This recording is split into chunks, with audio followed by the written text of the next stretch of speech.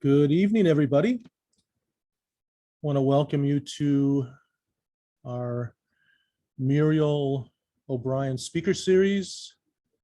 And we haven't had one for a while. And of course, with the things that are happening in our world, we are doing this virtual again. But we're very excited. My name is David Shearer, and I'm the Executive Director of Claremont Heritage. I am very excited about this evening's event and our speaker. And I know you're going to be very fascinated with the stories that she will tell us. And so let me, I lost my, okay, here we go. So our speaker tonight is Rachel Heidenry. She's an art writer, educator, curator, specializing in modern and contemporary art of the United States and Latin America. Her writing has appeared in publications including Public Art Dialogue, Art21 Magazine, The Architect's Newspaper, one of my favorites, Artsy, Hyperallergic, and East of Borneo. She is currently the manager of academic programs at the Santa Barbara Museum of Art, which recently just reopened, where her exhibition, Alfredo Ramos Martínez on Paper, opened in October of 2019, thankfully before COVID hit. Prior to SBMA, prior to the Santa Barbara Museum of Art, she was manager of public programs at the American Folk Art Museum in New York, and she is a 2011 Fulbright Research Scholar in El Salvador, where she curated an exhibition on post-war mural painting. She holds an MA in art history from the Institute of Fine Arts, NYU, and a BA in art history from Bard College. And I want to welcome Rachel to the talk tonight. Just a couple of things. One is if you have a question, we will be taking questions all through the talk, but I will moderate them at the end of the talk. So at the bottom of your screen, there's a Q&A button. You can click that and you can type in your question. If you're having a technical difficulty or something, please put that into the chat. And I will try to address, any technical difficulties you might be having. But other than that, we like to welcome you. Claremont Heritage, of course, has been working for over 45 years to keep Claremont's history alive. And as many of you know, Claremont's history is very rich and culturally just incredible. So we're very happy to have a talk tonight on maybe one of the lesser known aspects of our cultural history. So welcome, Rachel, and thank you. Thank you so much, David, and thank you for the invitation. I'm really excited to talk about Ramos Martínez and talk about the connections and history he has to Claremont. So it's really exciting. I'm going to talk for about 45 minutes, and I really want to introduce us to Ramos Martínez, his work and his life, and focus on the time he spent in Southern California. The way I've structured this talk is kind of first starting and giving you sort of a rich history of Mexican modernism and his roots, then bringing us into California, and then finally talking about his legacy and sort of the kind of incredible story of his wife, Maria, and how she continued to create work and continue his legacy. So Ramos Martínez, when we think about his artwork, we imagine many of works like this, right, that are focusing on the indigenous cultures of Mexico. They are these artworks that many people often put the adjective of architectural with, and they certainly have their own kind of stylistic stamp. So I want to kind of go back and sort of see how he gets to this moment in time. And to do that, I want to bring us back to the San Carlos Academy. This was the first major art academy, the first art museum in the Americas. It was founded in 1785 in Mexico City. And the professors would come from Spain and other areas of Europe to teach here. If you were serious about art in this period of time in Mexico, you studied at the San Carlos Academy. And so Ramos Martínez enrolls there in 1890. And I want to show a few of these really incredible prints that were taken around the same time that he would have been a student. And they show the interior of the academy. It was really focused on an emphasis on classical European training. So students were drawing from plaster casts of Greek and Roman sculptures. They were looking at these sort of salon style hangs of historical paintings, and also looking at architectural reproductions of famous landmarks that would have been predominantly in Europe. Ramos Martínez, as a young student, is really known for his love of painting the everyday. So pretty much the opposite of what he was told to do in the academy. He was known to often skip classes and just go and sketch in the streets. And it really kind of begins this moment for him as being a painter of everyday life, sort of painting the ordinary.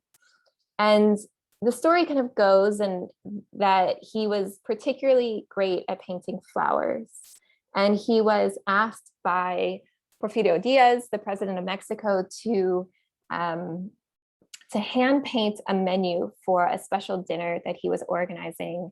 And at this dinner was Phoebe Hearst, who was the mother of the Hearst of Hearst Castle that we know.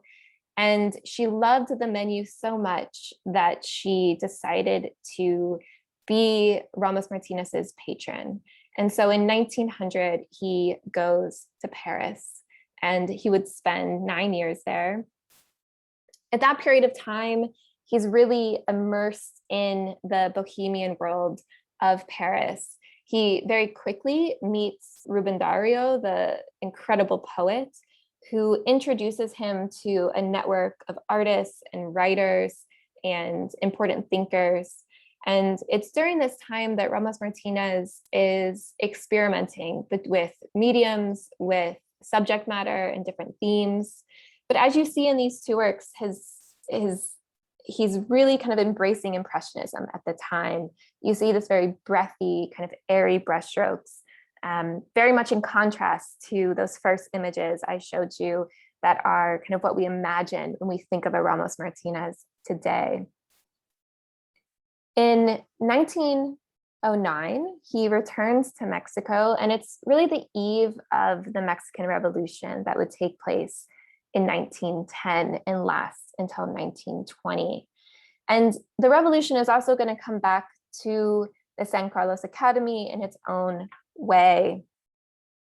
In many ways, the Academy is this principal battleground for thinking about what artistic expression in Mexico should be. And there are student strikes that take place. There are different leaders put in charge.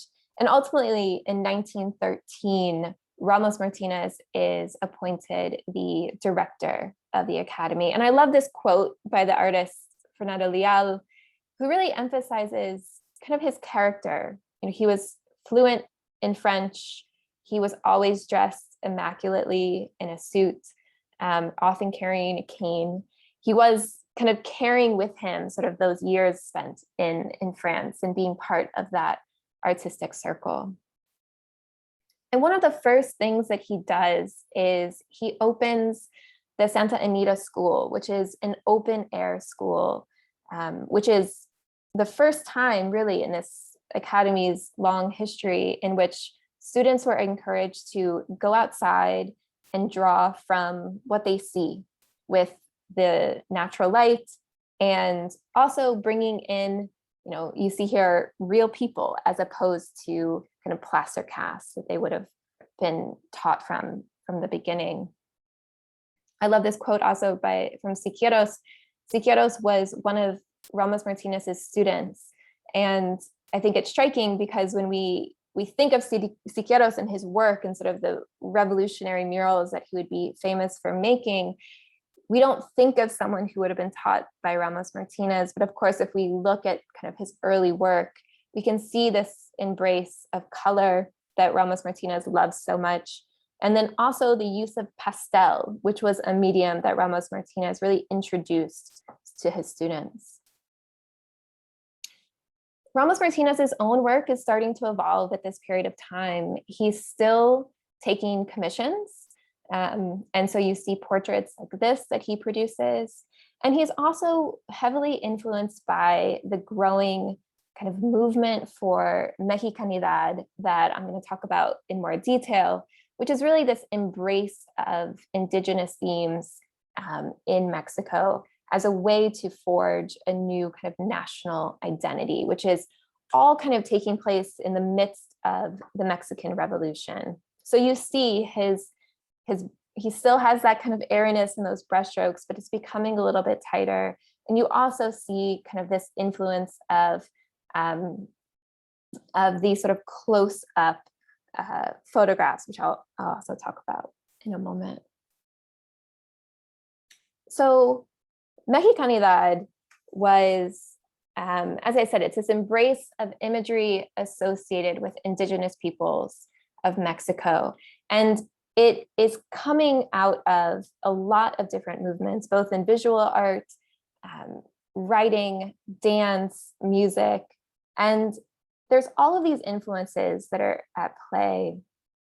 One of which is this influence of photography. There are photographers such as Tina Modote or Manuel Alvarez Bravo, who are capturing the people, the flora, the fauna of Mexico, and really in these striking, kind of very up close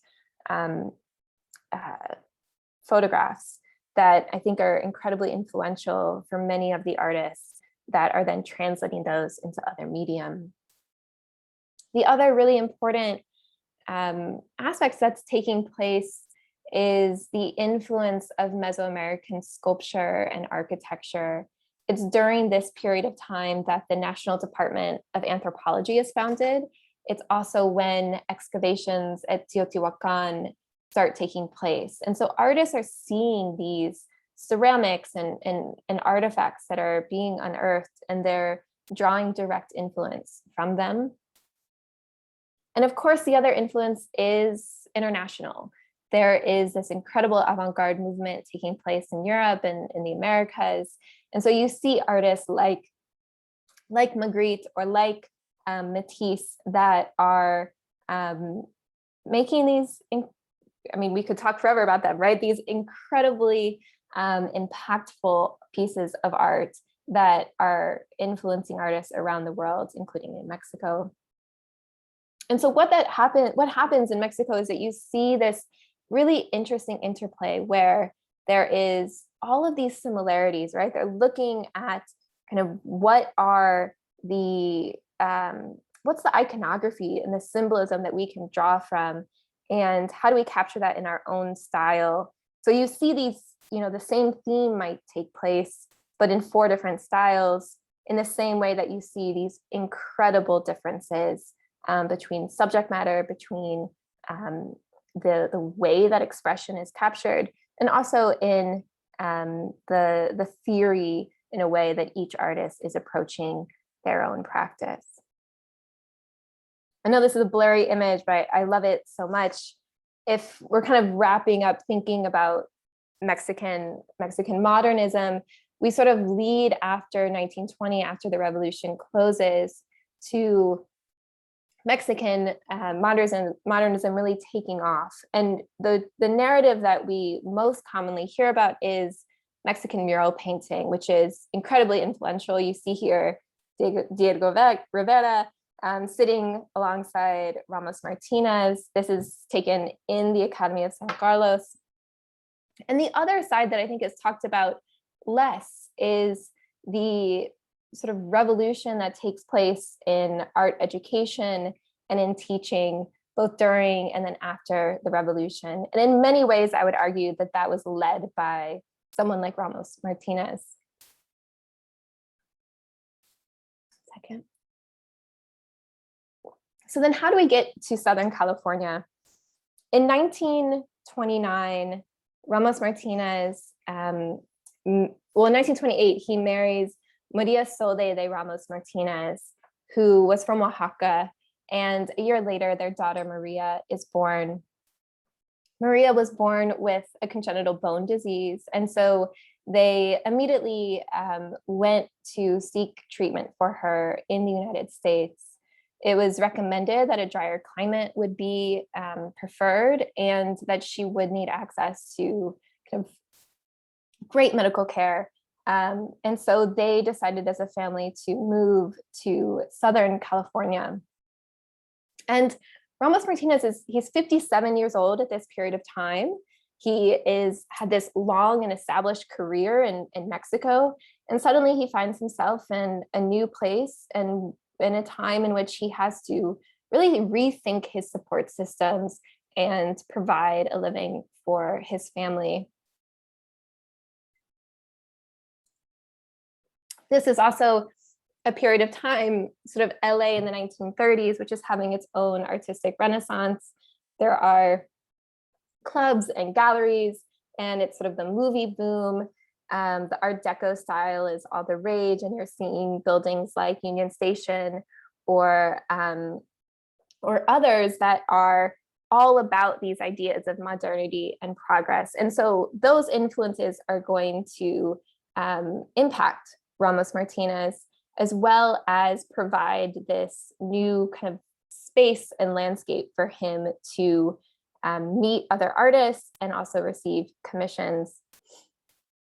It's also a period of time, 1929, when he moves, it's the beginning of the Great Depression. It's also when the really unfortunate Mexican repatriation is taking place, in which Mexican Americans and Mexicans were essentially deported back to Mexico.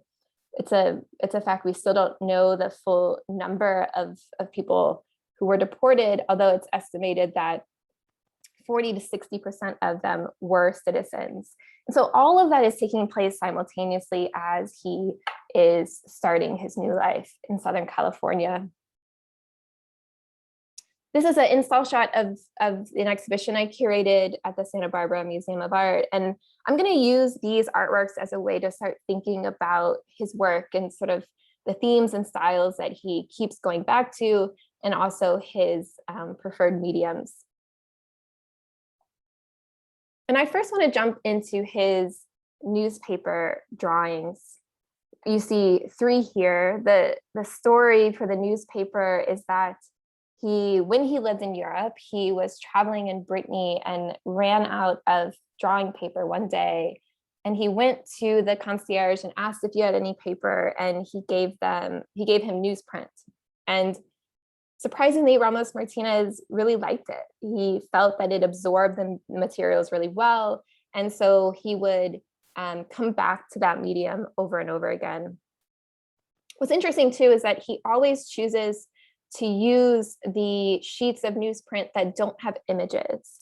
And so what that results in are, often kind of classified ads or real estate listings.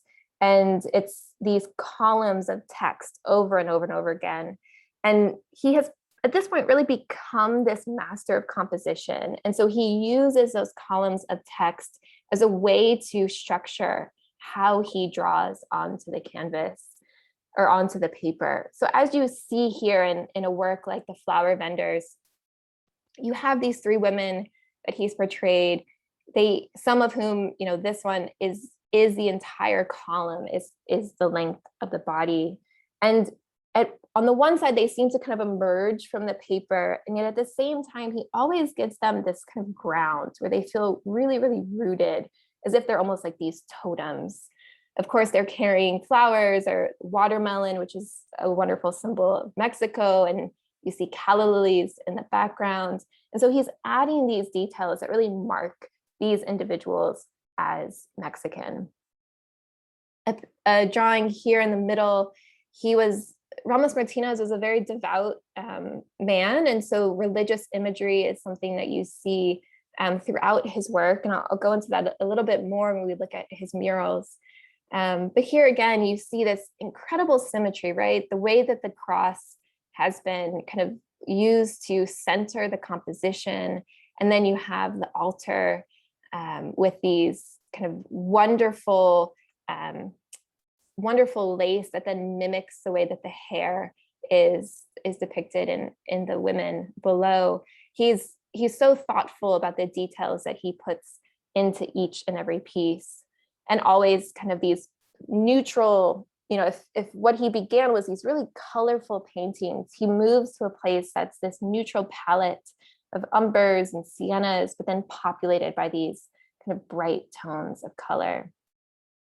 And then on the drawing on the left, which is called La Escuela, it's really this incredible recollection of a school, of an art school. You see here a young boy sculpting what even looks like a Mesoamerican sculpture. You see someone painting, others are reading or painting from a still life. And whether this is sort of his own recollection from a particular experience, or whether it's more of sort of these collective ideas about what it was to be a teacher for so many years, I think it's quite striking and important to think about in relationship to his own life story. And of course, I love that he uses yellow, red, and blue, which are the primary colors, kind of bringing you back to those ideas. I want to look at one other newspaper drawing, because this one I think is so striking in that, in contrast to the other, you have this figure here who's looking back at you, who's meeting you in the gaze. And that's a really important aspect when we think about these newsprint. You can't see it in here, but if you were to see these on view, you are able to read the text behind. And he's, I think, often deliberate about what you are able to read and sometimes what you're not. Of course, he leaves at the very top of each drawing the name of the publication and the date. And there's something that's, when we think about everything that's going on in this period of time, I think it's important to read that moment into his work. There's this marker of time that happens that is incredibly important, and I think brings in his own interest in thinking about what it means to be making these drawings in Southern California in the 1930s and the 1940s. The painting on the left here is called La Pintora De Europan, and again, it's sort of his embrace of Mexicanidad, where he is capturing a painter in the province of Europan, which is known for these really beautiful lacquerware. And so you see this painter kneeling down and adding paint to the pottery that has been created. Again, sort of as we think about his use of symmetry, the way that he's using even just the part of her hair to center the composition, which is, so striking in the way that then you lead your eye to the other areas and the other details. This drawing here on the left, called Los Amantes, or the lovers, is also, I think, powerful in that you have these sort of implied narratives often within his work. It's such a simple composition. It's two young people kind of embracing. You see this kind of hatched roof behind and a palm tree, and that's it. And I think that again kind of brings us back to those incredible photographs of these really close-ups of portraits of individuals. And there's something about this work that feels quite sad or even forlorn in the expression, and yet there's this also incredible embrace that's taking place at the same time. His own interest in kind of religious imagery, it's written a lot about the way in which he returns over and over again to the image of the Virgin and Child, or the Madonna and Child. And many think that that relates back to his own experience at this period of time, in which he's watching his wife and his daughter kind of go through this really difficult period of time, and sort of making sure that their daughter will be okay. And so that iconography, that symbolism that you see between them, that is so long and so rich in art history, is one that he returns to over again. And indeed, I think with many of his subject matter, you see the flower vendors repeated, you see these nuns here repeated over and over again. I'll show you soon. But he's putting his own stamp on it again, right? He has this, especially in this piece, again, this sort of really elongation that you see coming at play, the way that the hands that are put together in prayer are then mimicking kind of the candle that is going forth towards the crucifixion. And again, just the subtlety of his expressions that he's able to create, just sort of the furrow of the eyebrow that conveys this incredible suffering that he's hoping to communicate in these works. But of course, Ramos Martínez, throughout his life, will always continue to paint flowers. And I think it's important to note that, because he still goes back to looking at these kind of classic still lifes of flowers here in a very colorful palette. And then again, on the right, in something that's more subdued, but these kind of details of blue just sort of popping out from the fresco in this case. So Santa Barbara, where I'm based, is having its own sort of cultural awakening at this period of time. In 1930, the Faulkner Gallery opens at the Central Library, which is a gallery that is still in existence today. And they had some really extraordinary shows in their early years. In 1934, Ramos Martínez has a solo exhibition there. And it's through that exhibition that he meets some really important people in Santa Barbara. And I should mention that even before this, from the period when he moves, he right away gets commissions from really important patrons of the arts in Southern California. He is painting murals, he's painting portraits, he's exhibiting and selling his work. So he's already has this buzz that kind of is started from his arrival. But so through that exhibition, he meets Mary Smith, who you see in this newspaper clipping kneeling down before Madonna that Ramos Martínez painted in her home. And she was the wife of George Washington Smith, who was the famed architect. He really kind of established the Spanish colonial style, certainly in Santa Barbara and throughout Southern California. He had built the chapel at the Santa Barbara Cemetery, which you see on the left. It was finished in 1926, but the interior did not have any decoration. And so Mary Smith, and along with Henry Ickham, who you see here, another portrait done by Ramos Martínez, commissioned Ramos Martínez to paint a fresco series in the interior of the chapel. The chapel is non-denominational, but he still chooses to go with a kind of religious theme for the fresco. And he specifically chooses to focus on the theme of the resurrection. I want to walk us through the mural cycle. It's important. Ramos Martínez really brilliantly thought about the function of this space in the way that he designed how you interact with the mural. So when you walk in, the first thing that you really see is the Christ figure in the dome above. And he has his hands outstretched, sort of blessing over all those who would be in attendance. Again, the hands are elongated. They're essentially the same size as the head, really to emphasize the sense of blessing or peace. And of course, the function of the chapel, if this is being used as a service, there could be a body laid out on the here, And so that would also be part of this blessing that is being bestowed over. I do also want to point out before we kind of keep going, you see this garland of Easter lilies that are painted throughout. And it's sort of this connector and this wet thread that weaves together the composition. And of course, the Easter lilies are sort of a symbol themselves of the resurrection. So as you would, just to go back, as you would walk up, you would sometimes go pay your respects, walk around, and then process outward. And so as you move around, you then see the murals that are painted on this side. And this panel here is one that Ramos Martínez specifically named. He named it the Suffering Humanity.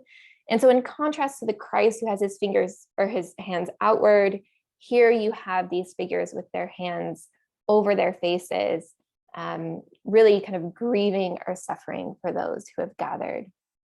And of course, he is including here kind of indigenous peoples to represent this suffering humanity. And then as you walk out, you would then be kind of processed on either side by these other figures. And I'm going to look at them together. So on the top, you have what he called a procession of women of all nations. And then on the bottom, you have a procession of monks and nuns. And I'm sure you can see the resemblance to the drawing that he did of the nuns I showed you already. What I think is really striking about this is really his intention about inclusion here as well. He is including Anglo blonde hair women. He's including kind of Mexican indigenous women that would be such a staple part of his work.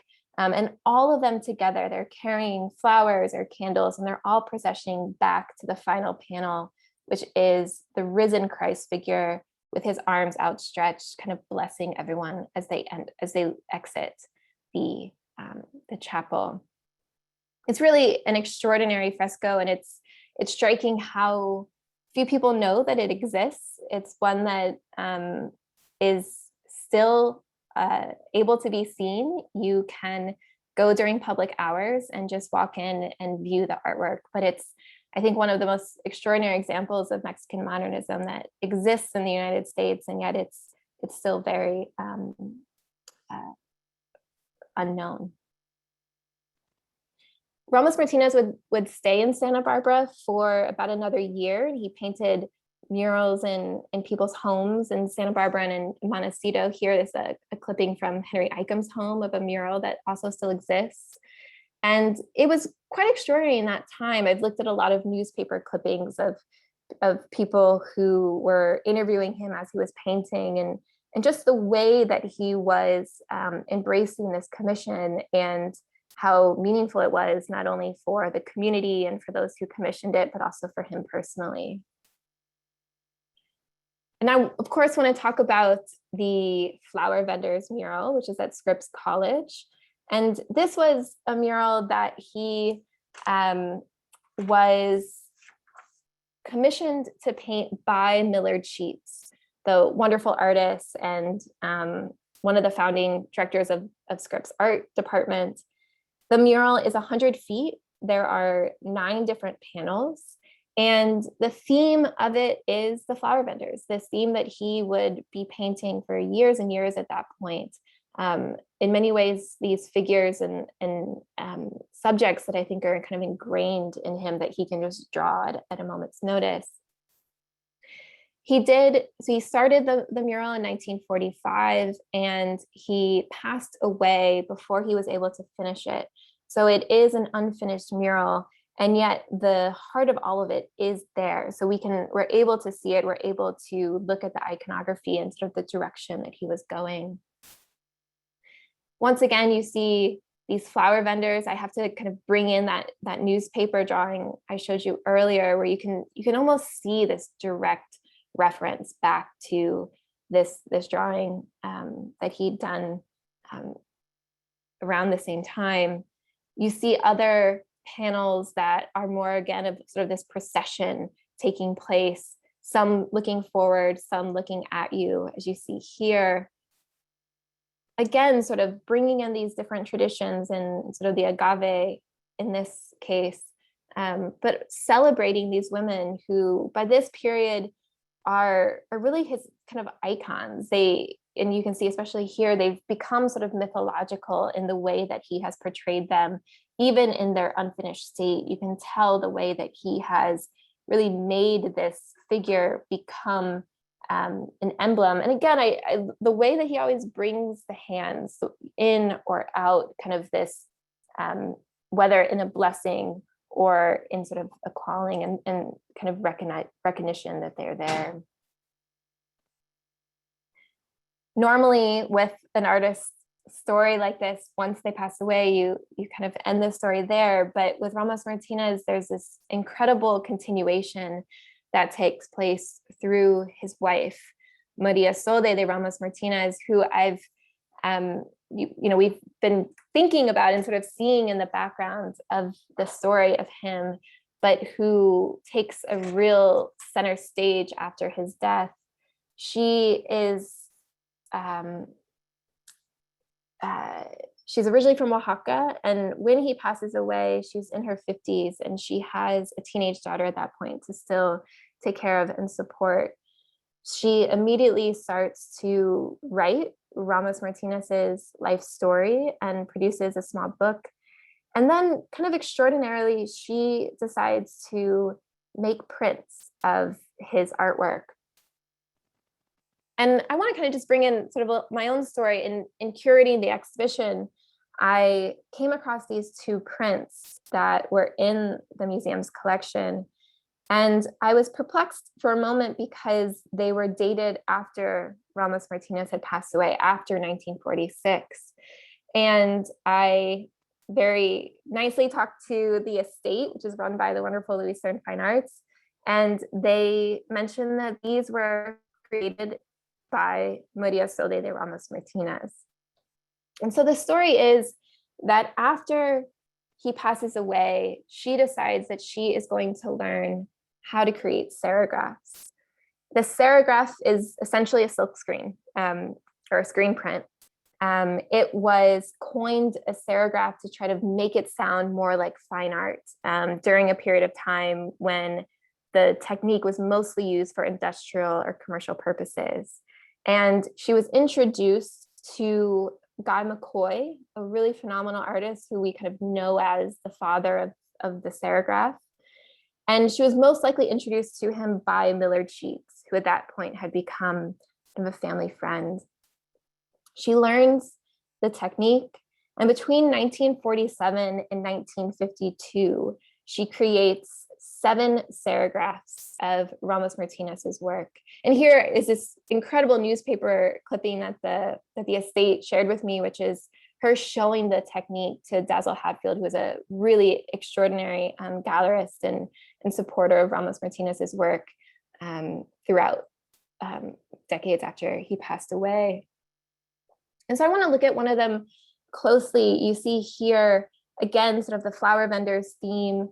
You can, in many ways, you can sort of tell that it's not Ramos Martínez, right? There's a way in which there is a looseness that isn't quite his, but it's extraordinary how much detail she's able to capture, both in the palette and then also in the subject matter and the kind of the way she's capturing each and every kind of mark or stroke.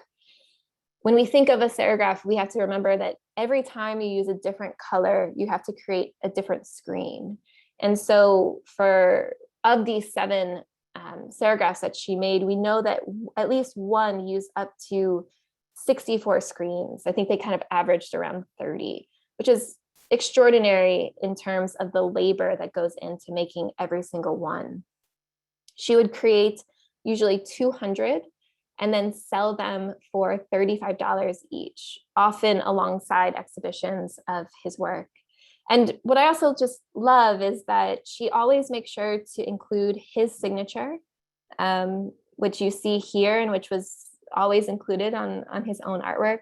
but she also would write her own name, and it's very difficult to see in pencil here at the very bottom of each print.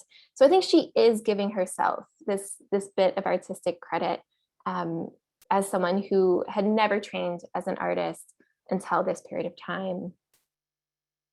And again, just showing you another, this is one of the newspaper drawings on the right, and on the left is one of the serigraphs that she created. And again, just kind of looking at them together, the extraordinary detail that she's able to capture, even the detail here of including sort of the illusion of the newsprint that you otherwise wouldn't see throughout. It's remarkable, and I think it speaks to her artistry in this technique. What's also great is that this is on the right is another serigraph that she created, is that she also started to kind of promote herself. There was this great advertisement that, you see serigraphs by Millard Sheets, Pop Chalet, and María Ramos Martínez. So she is kind of out there sort of showing herself as a printmaker, which she certainly deserves. The great story that comes with this is that Corita Kent was trying to learn the process. Again, it's a really labor-intensive technical process of creating these.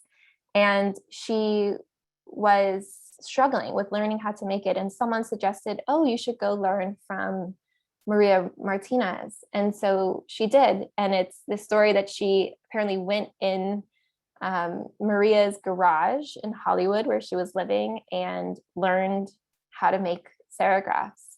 And of course, Corita Kent would have this incredible career making these pop art prints. You see other ones here, some of which were incredibly political and kind of these markers of social justice, and used as this very democratic medium to stand up for specific causes. Or even ones on the right. The one on the right is more of an earlier piece where you can really see the layering that she was able to capture through her training with Maria.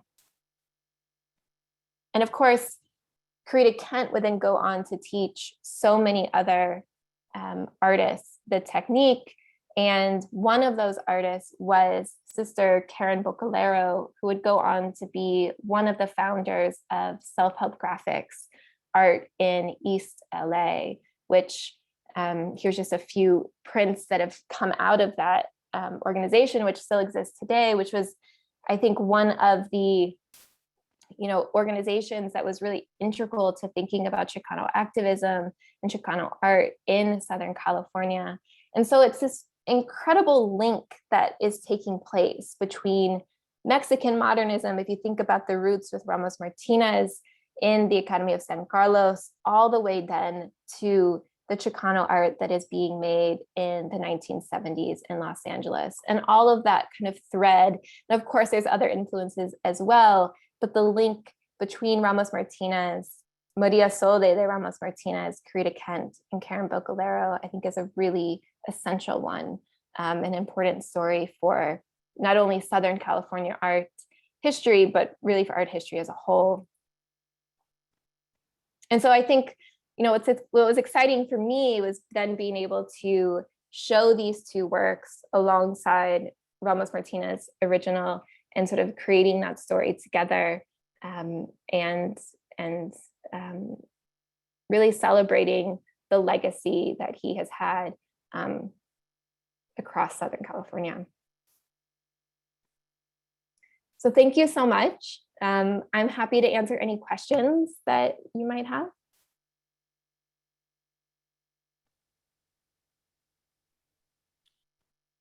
Well, thank you, Rachel. I don't know if I'm on there now, if you can hear me. Yeah. Wow, that was incredible. I learned a lot about our own history. In fact, I just wanted to mention something. This speaker series came about by one of our Claremont citizens actually donating her collection of art and home furnishings to Claremont Heritage as part of her estate. with the understanding that we would sell the pieces and then create the speaker series. Her name is Muriel Faith O'Brien. Interestingly enough, as some of the artworks that she did have some of the serigraphs that were done by Maria Martinez, and we have sold them. We have a couple of fundraising auctions every year, and we've sold them, and that is what is supporting this this series. So it's kind of a full circle that's kind of come around. I was actually very intrigued with all the relationships between Millard Sheets and Martinez and Dazzle Hatfield. The gallery that was Millard Sheets Gallery also represented Maria Martinez and others on that. In that one little clip that you had there, it mentioned ceramics by another Claremont couple, Arthur and Jean Ames, along with other people. But and really the reason why you mentioned that Millard Sheets was the one that brought Martinez to Claremont.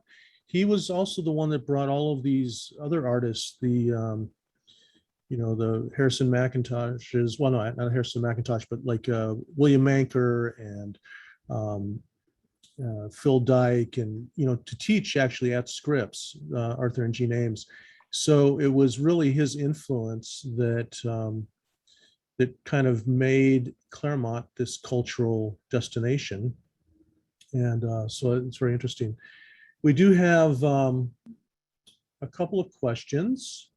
One is, how did painting on newspapers impact the preservation of the artworks? Being that newspaper is a pretty fragile material, I would imagine. Yeah, that's a good question. And it's one that I don't have as much technical information on as I probably should. It was something when we were exhibiting those works that we got a lot, was whether those had been treated in any particular way. And we weren't able to determine that. Our collection team wasn't able to do so, but it's remarkable how much they have been able to hold the pigment. So I'm sure it luckily those have been in the collection of the Santa Barbara Museum of Art for a very long time. And so with that comes great kind of vaults to store them in and whatnot. So I think as long as they're in a good condition, luckily they've been able to hold up, but certainly others. I mean, the other than the pigments, it's also the fragility of the paper, right? Of how thin that is, and being able to store it properly. So remarkably, they've held up. Yeah. Another question is, actually, Rachel and I were speaking earlier about kind of this history of Hispanic culture in Claremont with the Mexican players that performed at the Padua Theater, and just the impact that the Mexican American culture had on Claremont, which was really celebrated by the Garners who built the Padua Theater. They created the artist colony kind of up in Padua Hills and gave property or labor to artists to build their homes there. Millard Sheets oversaw the architecture. But someone is asking a question about the hidden Padua Hills murals, which I believe are probably in the Padua Theater. There are some beautiful murals kind of in the dressing rooms. I don't know who did them, but they do appear to be. Rachel, I'll have to send you some photographs of them, because they are of a similar style and ilk to Martinez's work. Yeah, I'd love to see them. I don't think of those. Those aren't listed as ones that I know that he would have made, but I'm certainly there's a lot of influences at the same time. Yeah. Another question was, did Martinez feel rejected by the other muralists, Orozco, Siqueiros, and Rivera. I know that there was some maybe idealistic separation. You know, there was I forget what they called the three great muralists of, you know, there was a term for it. And he, you know, did he feel like he was kind of separated? Because I know that he also kind of went into more of a this kind of modern style of working. Yeah. You have anything?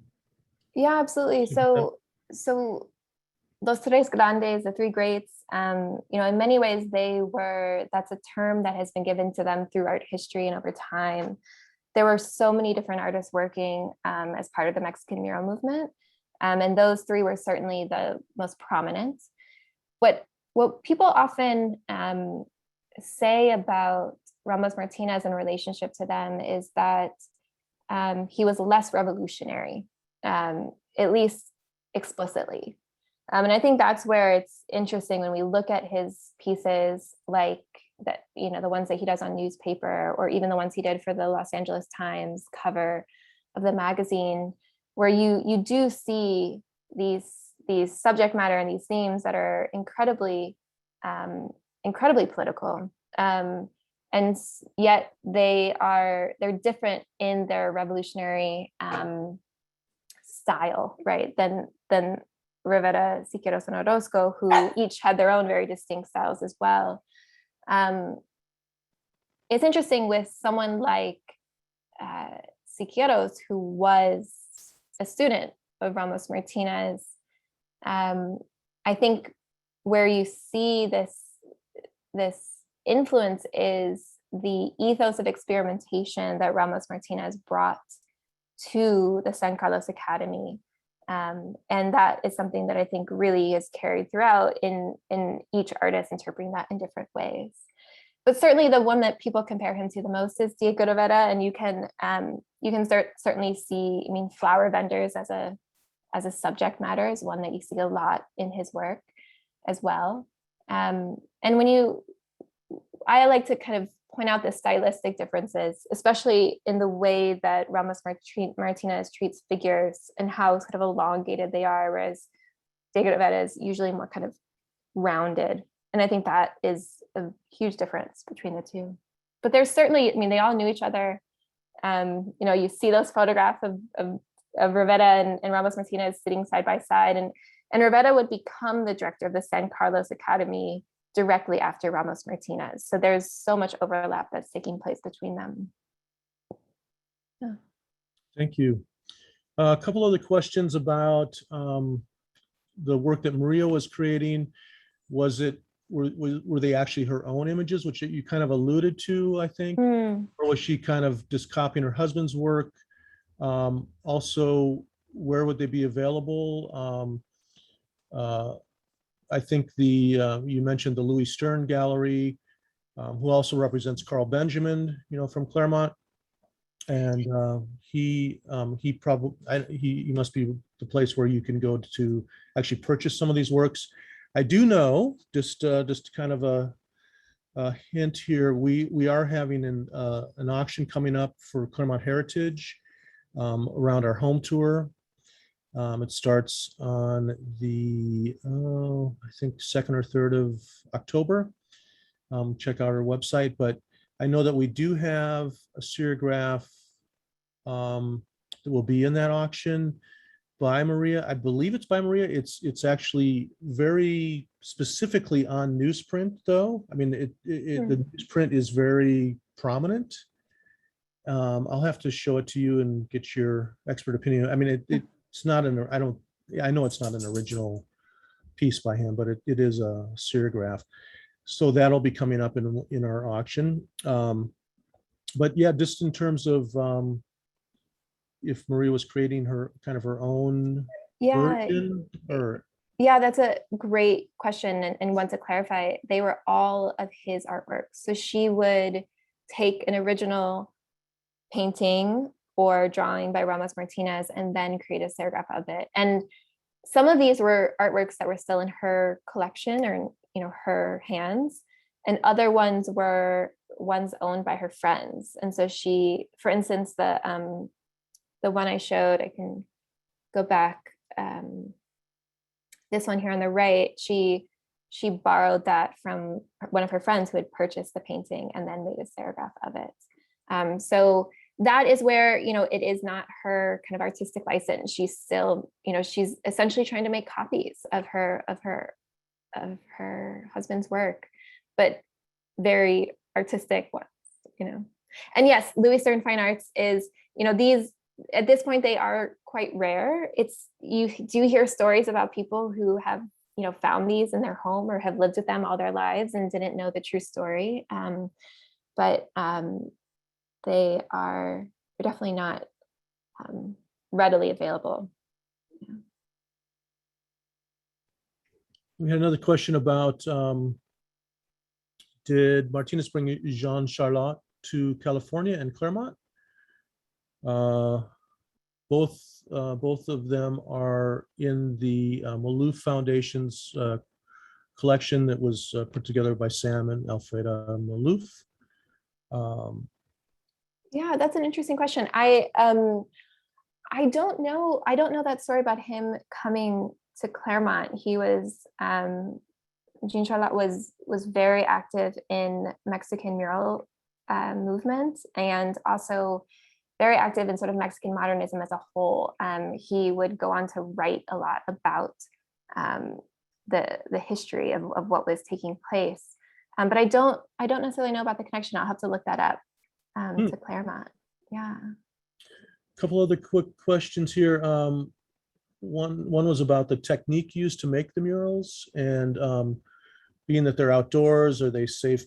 They're frescoes, which, I mean, we have, thousands of years of frescoes that are still intact. So I would imagine that they're probably, and I don't know, maybe you want to talk a little bit about what a fresco is, and maybe why that is, why it does hold the test of time. Absolutely. Yeah. So it's a great question, actually, because Ramos Martinez's fresco technique was very traditional. He did a traditional fresco that would have been origins in Italy, where there would be a limestone plaster applied to a wall, and then sort of pieces of sand as well, and that dries. And then this is a step that he did that a lot of the other muralists did not do, is that he would then draw a rough sketch with this dark red pigment after that first layer plaster had dried. It's called synopia. And then after that, they add another lighter layer of plaster, but one in which he's still able to see his outline. And then, while that is wet, he then paints sort of the final water-based pigment onto the surface, and then that dries. So that's what's, I think, really striking about the murals at Scripps, is that you see, even though they're unfinished, you see that red pigment. So you see what he was going to paint, which is, it's funny how much we say it's unfinished, but you kind of love the fact that they're unfinished, because you get to see this process in this extraordinary way. And those murals were in 1994, they were conserved. So they're, and that was part of a team that included conservators from the Getty. And so those are in a really good place. Those ones are, in contrast to the mural at the Santa Barbara Cemetery, which is in the interior. So it's not getting, the effects of sunlight or any of that. The Scripps ones, I believe, in the 90s were definitely in need at that period of time of conservation. Yeah. Great. Someone also mentioned that there is and we're kind of wrapping things up. So if you do have another question, sorry about my dog, who usually goes for a walk at about this time. There was a question about a tile mural at Scripps that is by Martinez, I believe. But do you know anything about that? Yeah, so there's this beautiful tile, it's flower vendors again. If my recollection is correct, it was he was experimenting with that medium with Millard sheets. And so I think that sheets helped him develop that, and it was installed as part of sort of that series. But yeah, it's really beautiful. You can, if you kind of Google it, it'll come right up, and it's a really extraordinary piece. And I think it was his kind of beginning of experimentation, in that he was also he had a commission for stained glass windows also at that period of time, which were not completed, I believe. And so, yeah, if you think about another decade, if he would have had what he would have been able to produce. Yeah. And how old was he when he passed away? He was 73. Okay. Yeah. So he did have a pretty long career. Yeah. Unless there are any other questions, and I don't see any popping up. I want to thank everybody for attending this evening. I want to thank you, Rachel. Thank you, Kayla, for your inspiration here. My dog, Kayla. I also want to mention that if you enjoyed this and you're not a member of Claremont Heritage, please consider that. We are a very vital community organization, and as you can see, the history that we have here in Claremont does impact a much broader world than we sometimes realize, and that there's a lot of things that came from Claremont that really have made a huge impact all across the globe in terms of art, culture, and such. So we thank you for coming tonight. I want to thank Rachel for her wonderful presentation, and I'm just getting some comments here. Art history major at Scripps. Thank you so much. So I think we will end things, but please stay in touch. Go on our website and get onto our email list so that you can be informed of future programs. And the next big thing we have coming up is our virtual home tour, which is of notable architects in Claremont. And that starts on October 8th. So check it out. And thank you, everybody. Have a great night. Thank you, Rachel. Thank you so much.